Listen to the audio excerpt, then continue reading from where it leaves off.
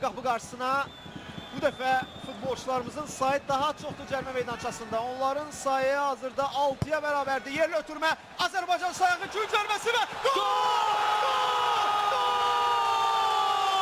Rəşad Sadıqov! Rəşad Sadıqov 1-0! 19-cu dəqiqə. Bu da Azərbaycan sayağı üçün cərməsi və yenə də bəhrəsini verir. Yenə də Rəşad Sadıqov. Afərin! Əhsən kapitan! Bravo kapitan, 1-0, herkes ayak istedi. Bak bu cür tapşırıqlarında istifadə etmək lazım idi ki, Bak, bu Qarabağ çox gözəl başarır. Bunu biz milli seviyede de reallaştırmışıq, klub seviyesinde reallaştırmışıq. Rəşadın sayesinde neçə dəfədir reallaştırmışıq. Yenə də Rəşad Sadıqov, yenə tək toxunuşlu zərbə və qapıcı acizdir. Bu toxunuş qarşısında acizdir. Mükəmməl bir gol vururu.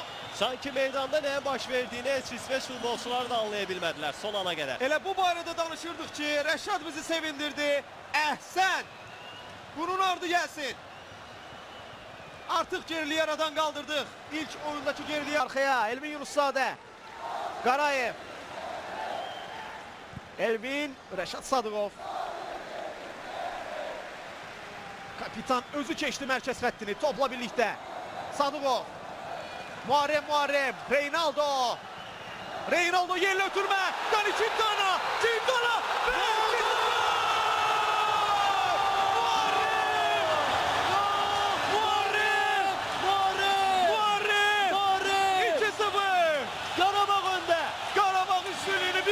Möhkəmləndirir və Muharrem yenə Avrokuboklarda vacib qollardan birinin müəllifinə çevrilir. Mükəmməl hücum, baxımlı gol, Qarabağ 2-0 öndə. Əhsən uşaqlar, bax bu tempdə davam etmək lazımdır. Göteborg artıq həyəcandadır, bu vəziyyətdən çıxmağın yollarını axtarır. Mükəmməl hücum, Quintana əhsən sənə.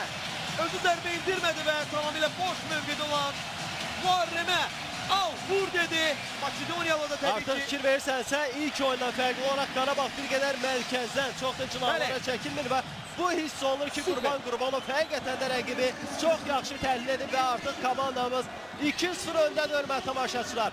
2-0 bu hesab bizi Avroliqanın qrup mərhələsinə çıxarır. Gəlin yenə də tələsməyək Nurlan, gəlin yenə tələsməyək. Qolların ardı gəlsin.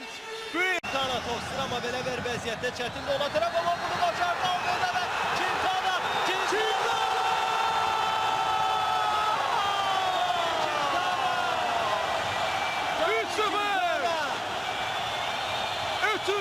Ötürmə kimdən? Mükəmməl ötürmə.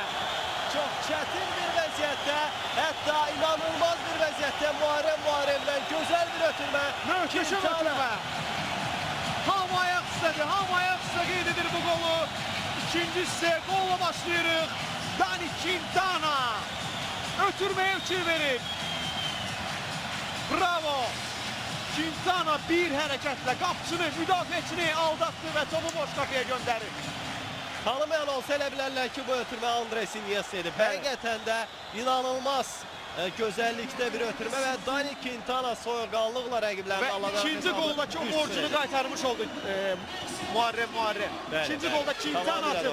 Muharrem olmuşdu, bu dəfə isə əksi və əvəz oldular. Bu əvəz isə bizim artıq 3-0 hesablı üstünlüyümüzü təmin etməkdədir. Daha bir hücum cəhdi Qarabağdan.